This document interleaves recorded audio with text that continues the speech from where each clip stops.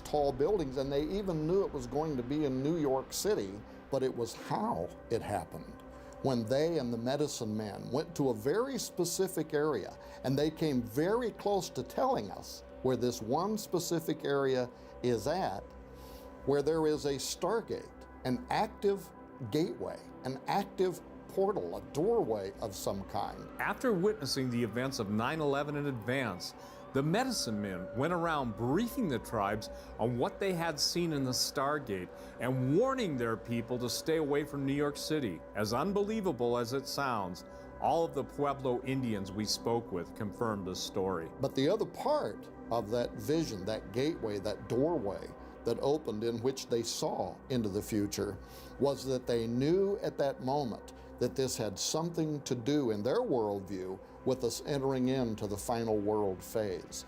Their worldview, this was a moment in which they understood that now we're entering into the fourth world, a time in which the giants are going to be reanimated, that are going to return to the earth in a time of great tribulation.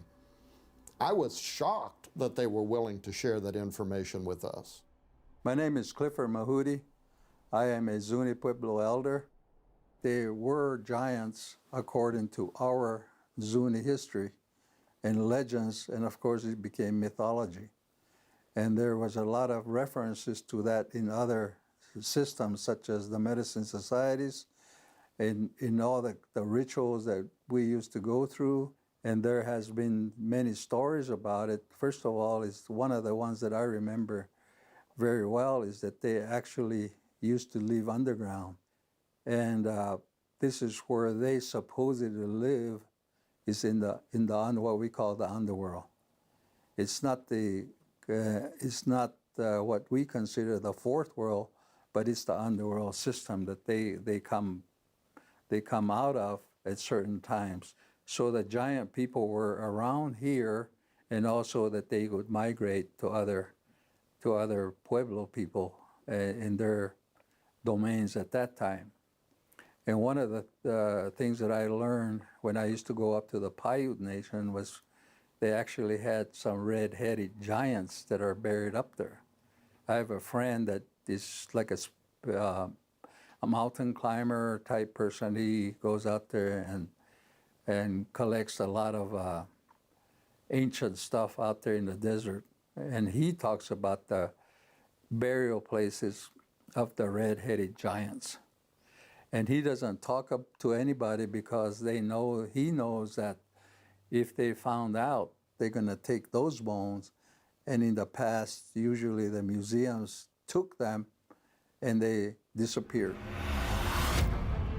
The greatest cover-up in history is the cover-up of history. And in the United States, no other organization has covered up more history than the Smithsonian Institution. Based in Washington, D.C. and funded primarily by the federal government, the Smithsonian Institution has exhumed, confiscated, and sequestered thousands of out-of-place artifacts in America since the year of its founding in 1846. Originally established by its founder, James Smithson, for the increase and diffusion of knowledge, the institution was quickly hijacked in its early years by Darwinist doctrinaires, who turned it into a propaganda machine for the theories of evolution and isolationism. Isolationism is an anthropological doctrine which asserts that ancient American societies were isolated from the outside world and delegitimizes the notion that foreign cultures had contact or influence in pre-Columbia America. One of the greatest proponents of isolationism was a man by the name of John Wesley Powell, who became director of the Bureau of Ethnology at the Smithsonian Institution in the late 1800s. Under Powell's direction, any artifacts discovered in America that contradicted the theories of evolution and isolationism were either destroyed or concealed in the vaults of the institution. Powell had a proclivity of trying to obfuscate any language that directly referred to giants. The discovery of giants in early American history, redundantly by different universities, left the Smithsonian in a position of needing to control the flow of information.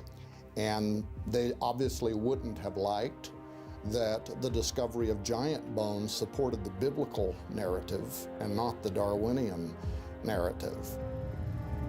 Lake Powell and the rivers that fed it were named after John Wesley Powell. Now, John Wesley Powell is the guy that ran the Smithsonian, and he had a problem. He couldn't accept the fact that people prior to his discovery were incredibly advanced seafarers. So when John Wesley Powell took over the Smithsonian and started heading it up, there was a real attempt to hide anything that was an out-of-place artifact, which is called an OOPArt, O-O-P-A-R-T. At the turn of the 19th century, the agents of the Smithsonian Institution were confronted with a vexing dilemma. On the one hand, the institution's official dogma was Darwinism and isolationism. But on the other hand, out-of-place artifacts and the bodies of giants, in some cases with red hair and arrayed in ornate copper armor, were turning up all over the United States, especially in the mounds. Americans today know almost nothing about the mystery of the mound builders, but in early America was a hot topic of the day. At one time, the landscape of the eastern United States was dotted with thousands of artificial mounds. What made the mounds so fascinating in the minds of the early Americans was what could be found buried inside of them. They were filled with strange artifacts and bones, including the bones of the giants. That giants were buried in the mounds of America was an undisputed reality in the 1800s. Even Abraham Lincoln, while waxing poetically about Niagara Falls in some lecture notes, assumes the fact to be commonly known.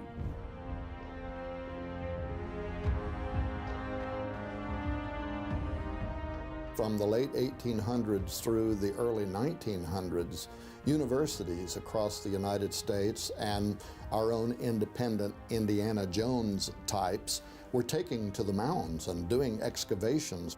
And quite often, giant bones were being discovered and unearthed. And there are literally dozens and dozens of newspaper articles from reputable sources from the late 1800s through the 1900s discussing the discovery of giants 8 feet tall, 9 feet tall. One of them that I read, 12 feet tall.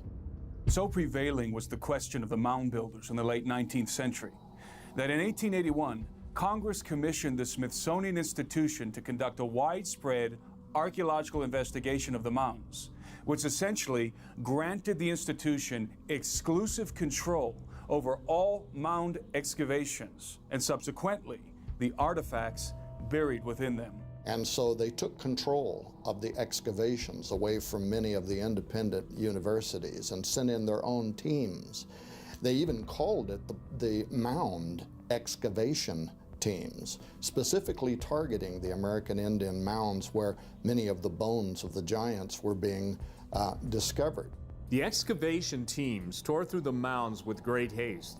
In just 9 years, 2,000 of them were unearthed, and tens of thousands of artifacts were carted off to the Smithsonian's repositories. They destroyed as much as they discovered in their rush to preempt any more civilian excavations and to confiscate the artifacts and bones that flew in the face of the institution's sanctioned narrative of American history. Ultimately, in accordance with Powell's doctrine, and despite many of the artifacts testifying to the contrary, the mound builders were officially declared to be ordinary indigenous peoples of the Americas.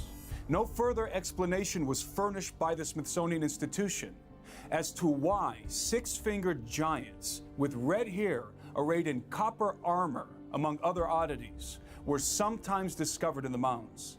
The case was closed. Powell's doctrine prevailed, even as the vaults of the Smithsonian were packed with artifacts that categorically debunked his worldview.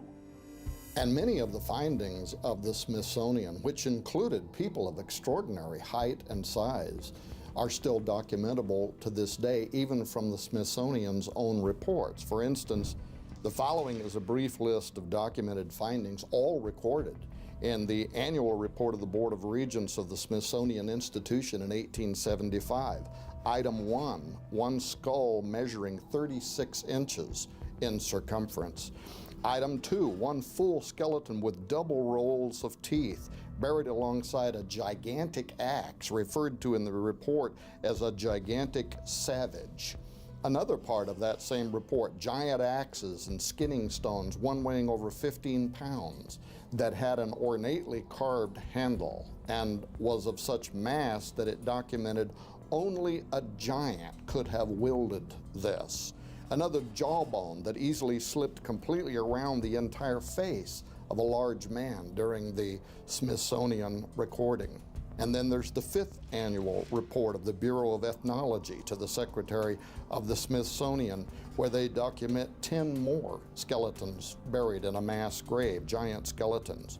And then in the 12th annual report of the Bureau of Ethnology to the Secretary of the Smithsonian Institution in 1894, where it documents 2 enormous skulls, several baffling femur bones, and 17 full giant skeletons that were recorded. Now, these are all documents that are still available.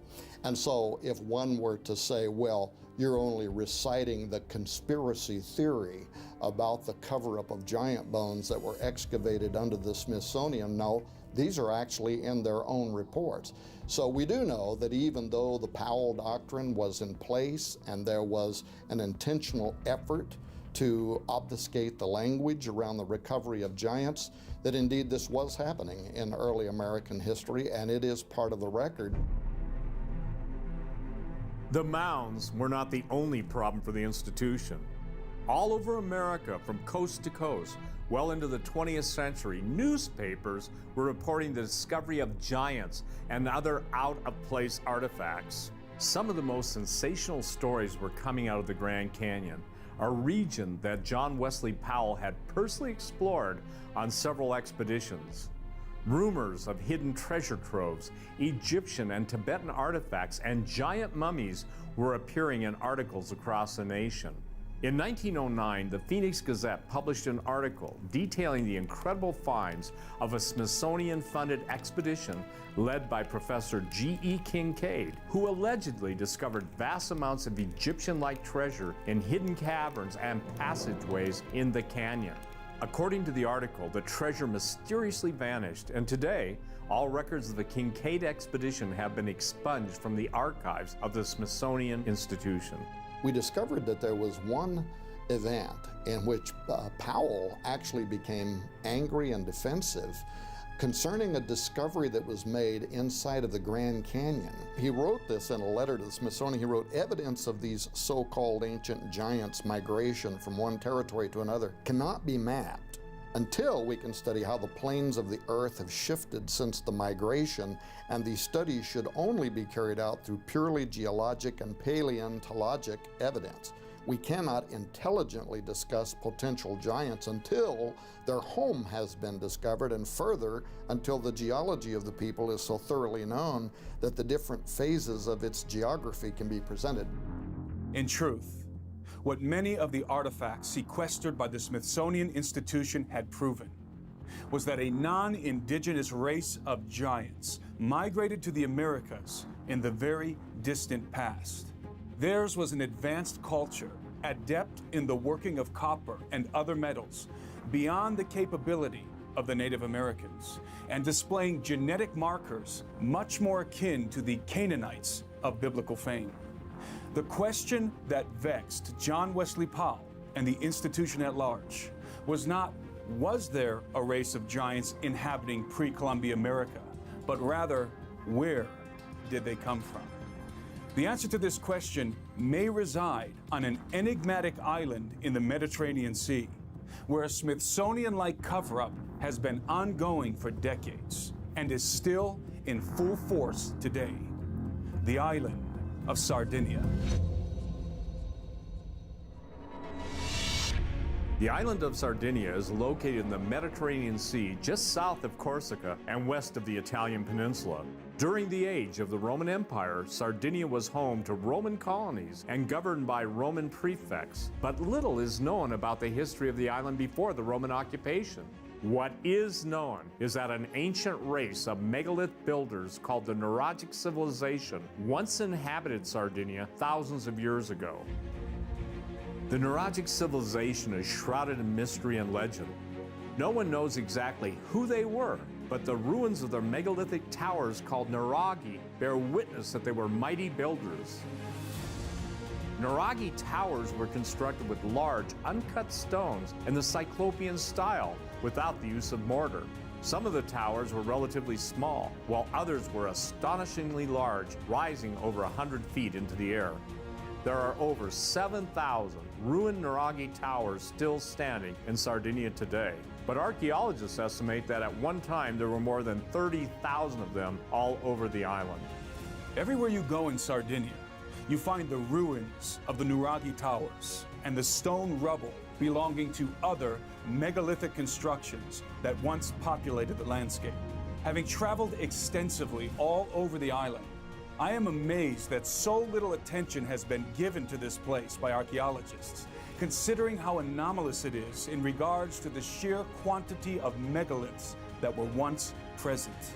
But even more remarkable than the abundance of megaliths is the abundance of evidence pointing to the unassailable